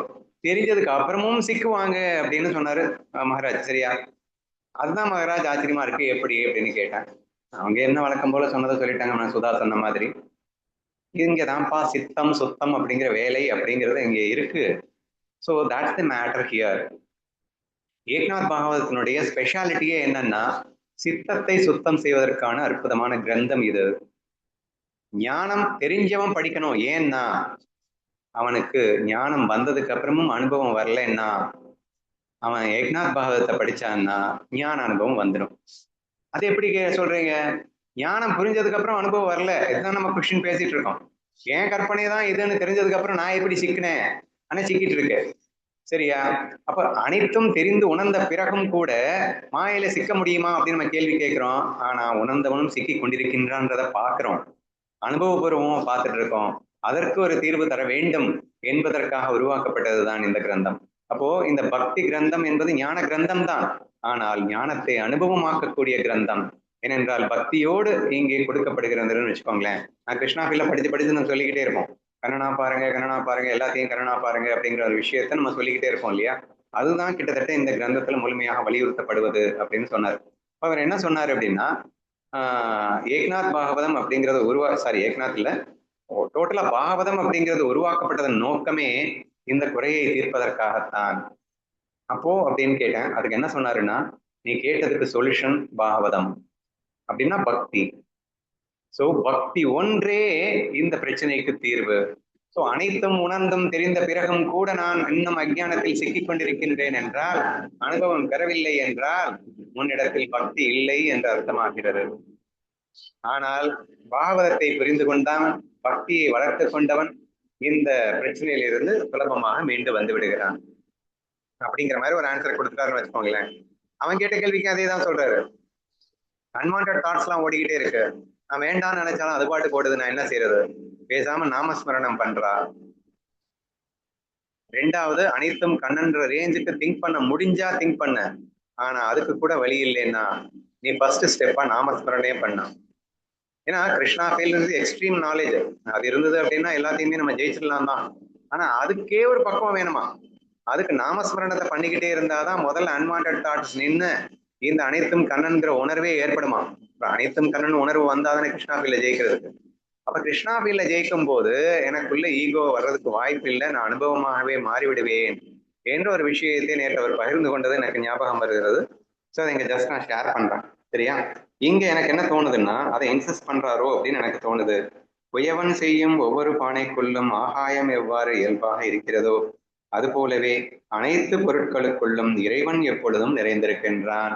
இனி நீங்க என்னத்தை பார்த்தாலும் எதை பார்த்தாலும் அந்த மூல மாயை தான் இந்த உலகமா இருக்கு, எல்லா 84 லட்சம் பிறப்புகளாக இருக்கு, முக்குணங்களாக இருக்கு, 4 வருணங்களாக இருக்கு, அப்படி இப்படின்றத தெளிவா எக்ஸ்பிளைன் பண்ணிட்டோம்ல. அப்ப பேசாம மூடிட்டு எதை பார்த்தாலும் கண்ணனா பாரு, இறைவனா பாருன்னு சொல்லியிருக்கு. நீங்க கண்ணனா பாருன்றது ஈஸி இருக்கு, உங்களுக்கு என்ன பிடிக்குமோ அதை வச்சுக்கோங்க. சரியா? ஈஸ்வரனுக்கு நாமத்தை என்ன வேணா கொடுத்துக்கோங்க. சோ இங்க இறைவனாக பார். எப்படி குயவன் செய்கின்ற அந்த பாண்டம் ஃபுல்லா ஆகாயமே அந்த பாண்டமாக மாறி இருக்கின்றதோ அப்படி இறைவனே இந்த உலகமாக மாறி இருக்கின்ற காரணத்தினால் நீ எதை பார்த்தாலும் இறைவனை காண வேண்டும் அப்படிங்கிற ஒரு விஷயம் இந்த ஸ்லோகத்தில் வலியுறுத்தப்படுவதாக எனக்கு தெரிகிறது. ஓகேவா? மன்னனே, உபநிடதங்கள் சொல்வது என்னவென்றால், தனியாக இருக்க அவனுக்கு பிடிக்கவில்லை. இந்த எண்ணமே இறைவனிடம் 2 என்ற தோற்றத்தை உண்டாக்கியது. இறைவன் தன்னோடு தான் விளையாடுவதற்காக, தன்னந்தனியாக இருப்பதை விட தன்னையே 2ஆக்கி விளையாடுவதற்காக, தன்னையே தான் அணைத்துக் கொண்டு கட்டிப்பிடித்துக் கொண்டு அல்லது அடித்து விளையாடுவதற்காக இப்படி உருவானது. என்ற துவைதம் இறைவனிடம் இருந்தே உருவானது. ஈஸ்வர மாயா இஸ் ஆல்சோ எ டுவாலிட்டின்னு புரிஞ்சுக்கணும். சரியா? ஈஸ்வர மாயான்னு சொன்னதுக்கு அப்புறம் மாயானாலே டுவாலிட்டி தான். அப்புறம் என்ன ஈஸ்வர மாயா மட்டும் டுவாலிட்டி இல்லாம சிங்குலாரிட்டியாக இருக்க முடியும்? அத்வைதம்னு சொல்லிட்டாங்க, மாயே இல்லையே. அப்போ ஒன்னஸ் ஃபீல்ல இருந்து இந்த டுவாலிட்டிக்கு வரும்போதுதான் மாயான்னு பேரே கொண்டு வரோம். மூல மாயான்னு ஆரம்பிக்கும் போதே அப்படிதான் ஆரம்பிச்சாரு. அதனால இங்கே தெளிவாக சொல்லியிருக்கிறார், இறைவனிடம் இருந்து துவைதம் உண்டானது. சரியா? இது வரைக்கும் பாத்தீங்கன்னா நம்ம பொதுவா நீங்க என்ன நினைச்சிட்டு இருப்பீங்கன்னா, துவைதத்துக்கு காரணம் அஜ்ஞானம். ஓகே, இங்கே மூல அஜ்ஞானத்தை பத்தி பேசிட்டு இருக்காரு. அஜ்ஞானம் தான், அதனாலதான் இவரும் ஒத்துக்கிட்டாரு. அது மூல வித்யை மூல அஜ்ஞானம்னு சொல்லிட்டாரு. ஆனா நம்ம ஜீவன் அப்படிங்கிறவன் தான் எல்லாத்தையுமே ரெண்டா பாக்குறான். முழுமையான ஞானிக்கும் ரெண்டு தெரியும், ஆனா ஒண்ணுதான் ரெண்டா சும்மா நாச்சுக்கு இருக்குன்னு தெரிஞ்சு பார்ப்பாங்க. நம்ம எப்படி பாக்குறோம்னா அந்த ரெண்டுங்கிறது உண்மையா நினைச்சு பாக்குறோம். அந்த டிஃபரன்ஸ் ரொம்ப ரொம்ப முக்கியம். மேபி இந்த பாகவதத்துல அது கண்டினியூ ஆகலாம்னு நினைக்கிறேன். இதுவரைக்கும் சொல்லப்பட்டது என்னன்னா, அந்த இறைவனிடம் இருந்தே துவைதம் என்ற தோற்றம் உண்டானது அப்படிங்கிற வரைக்கும் தெளிவா புரிஞ்சுக்க ட்ரை பண்ணுங்க. ஐ திங்க் ரொம்ப ஈஸியாகவும் புரியுற மாதிரி இருக்கு. நம்மளுடைய விசாரசாகர மாதிரி அத்வைத கிரந்தங்களுக்கு அந்த அதே விஷயங்கள் ரொம்ப ஈஸியா புரியுற மாதிரியே தெளிவா போற மாதிரி தான் எனக்கு ஃபீல் ஆகுது. Let us continue. அண்ணா இங்க தனியா இருக்க பிடிக்கல அப்படின்னு வரும்போது ஜீவ சிருஷ்டின்னு வராதா அண்ணா? நீ பிடிக்கல அப்படிங்கறத லைக்ஸ் அண்ட் டிஸ்லைக்ஸ்குள்ள கொண்டு வராதம்மா. ஒண்ணுக்காக ஒன்னா இருக்கு. நீ கொஸ்டின் கேட்கலாம் இல்ல, அது ஏன் ரெண்டானது பிடிக்கலன்னு சொல்ல வேணாம்னு வச்சுக்கோ. நான் மறுபடியும் ஒரு சிலர் குதர்க்கமா கொஸ்டின் கேட்பாங்க. ஏண்டா ஒன்னா இருக்கிறதுக்கு உனக்கு பிடிக்கும்ல? ஆமா ஒன்னாவே இருக்கிறதுக்கு பிடிக்கும், பின் எதுக்கு ரெண்டானே அப்படின்னு கேட்பான். ஏங்க ரெண்டா இருக்கலாம் இல்ல நானே அப்படின்னா, உனக்கு ஒன்னா இருக்கிறதுக்கு பிடிக்கும்னா ரெண்டா இருக்கிறதுக்கும் எனக்கு பிடிக்கும்ல அப்படின்னு அடுத்த பதில சொல்லணும். சரியா? ரெண்டா இருக்கிறதுக்கும் பிடிக்கும், ஒன்னா இருக்கிறதுக்கும் பிடிக்கும், அதனால ரெண்டா இருக்கேன் அப்படின்னு சொன்னாலும் இங்கே பிடிக்கவில்லை அப்படின்றதுக்காக டிஸ்லைக்ஸ் அப்படிங்கிற மாதிரி எடுத்துக்கிறாரு. ஏன்னா இங்க முழுக்க ஈஸ்வரன் சிருஷ்டியை பத்தி எக்ஸ்பிளனேஷன் வந்து கொண்டிருக்கிறது. நம்ம ஜீவனை புகுத்த முடியாது. இதுவரைக்கும் இறைவனிடம் இருந்துன்னு தெளிவா போட்டிருக்கா இல்லையா? மேல போட்டிருக்கா பகவந்தி ஸ்புரலி அப்படின்னு சொல்லி, பகவந்தி ஸ்புரலி அப்படின்னு தெளிவா போட்டிருக்கு. சரியா? இறைவனிடமிருந்து இந்த துவைதம் தோற்றம் உண்டானது அப்படிங்கிறப்போ நீ எப்படி இறைவனுக்குள்ள லைக்ஸ் அண்ட் டிஸ்லைக்ஸை கொண்டு வர முடியும்? அந்த கன்ஃபியூஷன் கொண்டு வர வேண்டாம் என்று நினைக்கின்றேன். ஓகேவா? ஓகேண்ணா. இங்க தனியா அப்படிங்கிறது பரபிரம்மம் சும்மானாச்சுக்கும் விளையாட்டுக்காக துவைதமா இறைவனிடம் துவைதம் என்ற எண்ணத்தை உண்டாக்கியது, இரண்டா வந்தது அப்படின்னு புரிஞ்சுக்கணும். நீ அப்படியே புரிஞ்சுக்கோ, இந்த வார்த்தையில போட்டு கன்ஃபியூஸ் ஆகாத. சிம்பிளி வேர்ட், அந்த வேர்டு நீ கன்ஃபியூஸ் ஆகாத. நம்ம மராட்டியில படிக்கலாமா? போலேலி உபனிஷந்தி ஏகாக்கி நான் ரமேதின்னு கொடுத்துருக்குல்ல? ஆமாண்ணா. ஏகாக்கி நான் ரமேதே யா ஸ்ருதி ஏகாக்கி நான் ரமதே. ரமதே ரமதேன்னா சந்தோஷம், ஒன்றாக இருக்க பிடிக்கல ரமதே. சோ தெளிவா தான் டிரான்ஸ்லேட் பண்ணிருக்கு. சோ தனியாக இருக்க அவனுக்கு பிடிக்கவில்லை அப்படிங்கிற ஏகாக்கி நான் ரமத்தேன் தமிழ்ல கூட போட்டுருக்கு பாத்தியா தெளிவா? நம்ம இந்த கன்ஃபியூஷன் வந்துடும் தெரிஞ்சு அது அங்க இருக்கிறது தான் நான் எழுதியிருக்கேன்னு அதுவே காட்டுது. ஓகேவா? ஓகேண்ணா. சோ வெறும் வார்த்தைகளை போட்டு நீ கன்ஃபியூஸ் ஆகணும்னு அவசியம் இல்லை. நீ ஜஸ்ட் மேலேயும் கீழேயும் என்ன இருக்குன்றதை பார்த்துதான் நம்ம எதையுமே ஒரு விஷயத்தை புரிஞ்சுக்கணும். ஓகேவா? கவிதை நயத்துக்காகவும் சில விஷயங்கள் எழுதப்படும். நெக்ஸ்ட், சுருக்கமாக சொன்னால் அந்த ஒன்றே பலவாக தோன்றி பஞ்சபூதங்களாக உருவெடுத்தது மன்னனே, இதுவே இறைவனின் மாயை என்று உறுதியாக அறிந்து கொள் அப்படின்னு தெளிவா மாயா அப்படிங்கிறத கேட்ட கேள்விக்கு கிளியர் கட்டா வேற லெவல்ல எக்ஸ்பிளைன். முடியாது மாயே, இதுக்கே ஒரு 19 ஓவியம் ஓச்சிட்டாரு. மாயை எப்படி எக்ஸ்பிளைன் பண்ண முடியும், மலடி மகனுக்கு எப்படி எக்ஸ்பிளைன் பண்ண முடியும், அப்படி இப்படின்னு சொல்லிட்டு, ஆனா மாயை மிக தெளிவான ஒரு விளக்கம் மிக அற்புதமாக கொடுக்கப்பட்டு விட்டதாகவே நினைக்கின்றேன். இன்னும் கண்டினியூ பண்ணலாம். என்ன அடுத்து? ஏன்னா இறைவனின் மாயை வரைக்கும் தானே வந்திருக்கு, அடுத்து என்ன போகுதுன்னு பார்க்கலாம். இந்த உலகம் இயங்குவதற்கு தேவையான ஒளி அல்லது ஆற்றல் மாயையிடம் கிடையாது. மாயையையும் ஒளிர்விக்கின்ற அந்த பரம்பொருளே அனைத்து உயிர்களிலும் புகுந்து அவற்றை தானாகவே இயக்குவது போல தோன்றுகிறது. சரி, இப்போ இந்த உலகம் இயங்குவதற்கு தேவையான ஒளி அல்லது ஆற்றல் மாயையிடம் கிடையாது. அப்ப மாயை அப்படிங்கிறது ஜடம்னு நம்ம அடிக்கடி பேசியிருக்கோமா? இந்த உடல் மனம் புத்தி எல்லாமே ஜடம் ஜடம்னு சொல்லிட்டு இருக்கோமா? அப்ப இந்த ஜடத்துக்கு எப்படி உணர்வு வந்ததுன்னு கேட்டோமா? அப்ப உணர்வு எங்கிருந்து வந்ததுன்னா பிரம்மம் தான், ஒரிஜினல் கான்சியஸ் தான். இந்த ஒரிஜினல் கான்சியஸே தான் இங்க இண்டிவிஜுவல் கான்சியஸாக வந்தது அப்படின்னு நம்ம பேசுவோமா?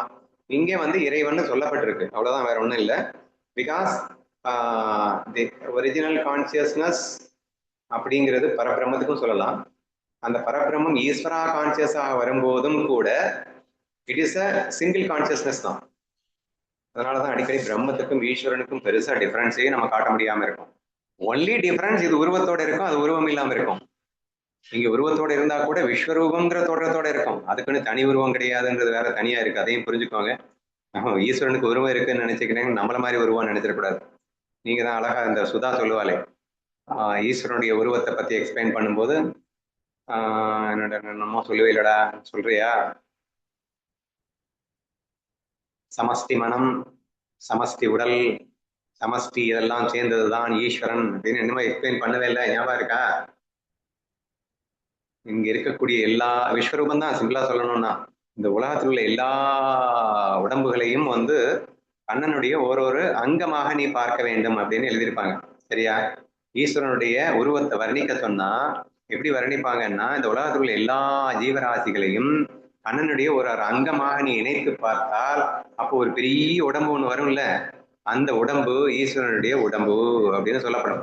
அதே மாதிரி கண்ணனுடைய மனசு எப்படி அப்படின்னு பார்த்தா, இந்த ஒட்டுமொத்த உலகத்துல உள்ள எல்லா மனசையும் கம்பைன் பண்ணி ஒரு மனசை உருவாக்குனா அந்த மனசுக்கு அந்த இறைவனுடைய மனம்னு பேரு புரிஞ்சுக்கோங்க அப்படின்னு எல்லாம் சொல்லப்படும். சரியா? ஸோ தேர்ஃபோர் இங்கே சுத்த சத்த சித்தான இருக்கக்கூடிய அந்த பரபிரம்மம் அப்படிங்கிறதுக்கு உருவம் கிடையாது, அதுவும் ஒன்னஸ் தான். ஆனா இங்க பாத்தீங்கன்னா ஈஸ்வரன் மாயையில வந்ததுக்கு அப்புறம் அதுக்கு நம்ம நான் இப்போ ஒரு உடம்ப காட்டினேன், இப்போ ஒரு நான் மனசை காட்டினேன், இப்போ உடம்பையும் மனசையும் காட்டிட்டேன் அப்படிங்கிறதுக்காக நம்மள மாதிரி உடம்பு மனசை நான் காட்டல, நல்லா புரிஞ்சுக்கோங்க. அதனாலதான் சொல்றேன், பிரம்மத்தையும் ஈஸ்வரனையும் ஏன் அவ்வளோ ஈஸியா பிரிக்கவே முடியல அப்படின்னு சொன்னா, அது எப்படி இருக்கோ ஒன்னஸா அதே மாதிரி இதுவும் ஒன்னஸா தான் இருக்கு, ஈவன் தோ. அதனாலதான் இதை வந்து நித்திய முக்தன்னு சொல்லப்படுகிறது. ஏன்னா அது மிஸ் ஆக சான்ஸே இல்லை. ஆனால் இண்டிவிஜுவல் கான்சியஸ்னஸ் நீங்களும் நானும் தனித்தனியா வந்ததுனாலதான் நம்ம வந்து மிஸ் ஆகிறதுக்கு சான்சஸ் இருக்கு. அவனுடைய உடம்பே இந்த உலகமா இருக்கு அப்படின்னா அவன் உருவத்தோட இருந்தா கூட ஒன்னஸ்ல தானே இருக்கான்.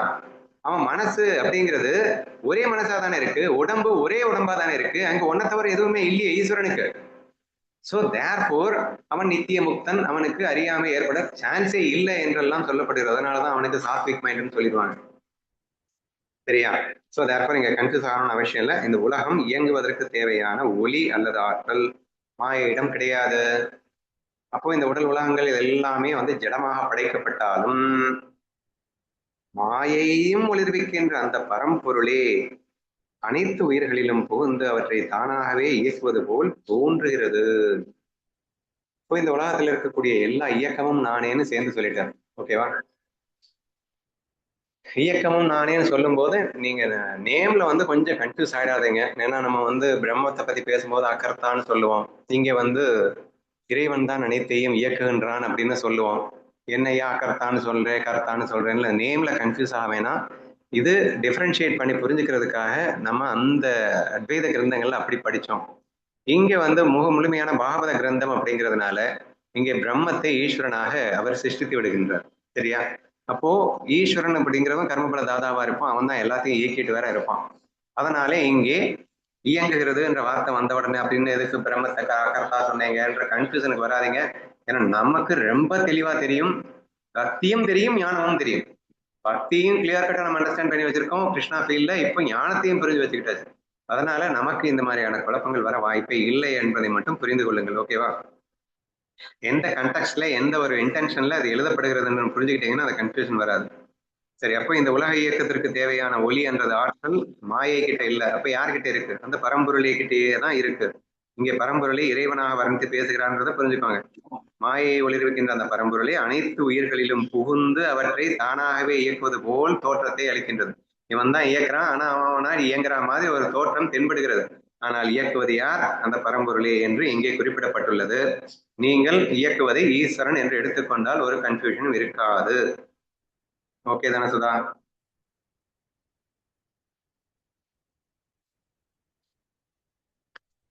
அடுத்து என்ன சொல்லியிருக்காரு? மாயையின் முக்கிய தன்மை என்னவென்றால், அறிவு வடிவான பரமாத்மா எல்லா உயிர்களிலும் ஆன்மாவாக தன்னைத்தானே வெளிப்படுத்திக் கொள்கிறான். ஆனால் உண்மையில் அவன் எதனுள்ளும் நுழையாமல், ஏனெனில் அவன் இல்லாத இடமே இல்லை, நுழைந்தது போல் காட்டுகிறான்.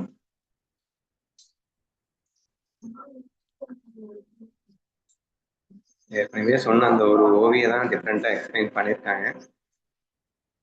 நுழையாமல் காட்டுகின்றான். இவ்வாறு படைக்கப்பட்ட பஞ்சபூதங்களால் ஆன உடல்களில் அவன் புகுந்தான்.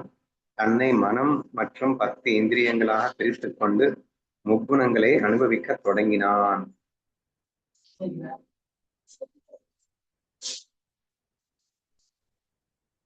அந்த 5 மகாபூதங்களிலும் செயல்பட வேண்டும் என்பதற்காக அந்த ஆனந்தமான இறைவன் தன்னை 5ஆக பிரித்துக் கொண்டு அவற்றில் எவ்வாறு புகுந்தான் என்பதையெல்லாம் நான் சொல்லப் போகின்றேன், கேள் மன்னனே என்று ஆரம்பிக்கின்றதம்மா.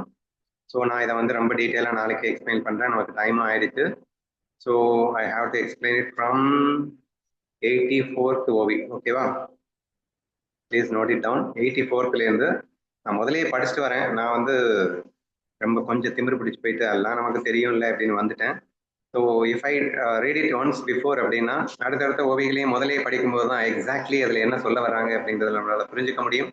ஸோ அடுத்து 20-25 ஓவிஸை நான் படிச்சுட்டு வந்துட்டு நாளைக்கு டீட்டெயிலாக எக்ஸ்பிளைன் பண்ணுறேன். Wait for tomorrow.